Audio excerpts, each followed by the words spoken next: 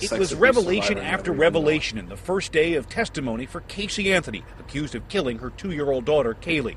For the first time, Anthony's legal team offered an explanation for her 30 days of not knowing where Caylee was, saying Caylee's death was accidental. She never was missing. Caylee Anthony died on June 16, 2008, when she drowned in her family's swimming pool. And Jose Baez told jurors it was Anthony's father, George, who first found Caylee drowned. She saw George Anthony holding Caylee in his arms. She immediately grabbed Caylee and began to cry and cry and cry.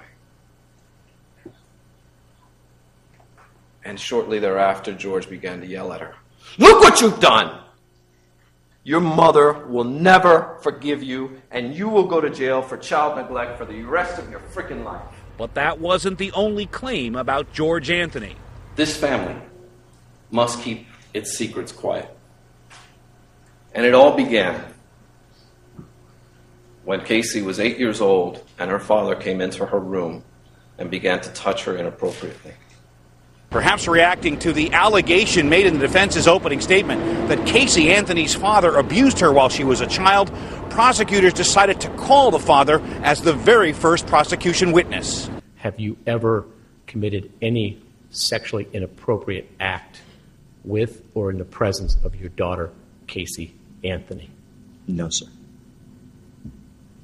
Were you present in your home when Caylee Anthony died? No, and when I heard that today, it hurt really bad.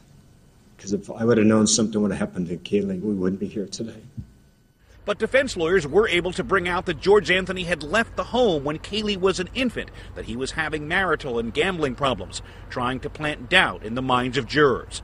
Prosecutors say Casey Anthony's conduct will be backed up by scientific evidence. The jury, which was chosen from out of town to avoid pretrial publicity, could be listening to testimony for 2 months. Tony Winton, Associated Press, Orlando.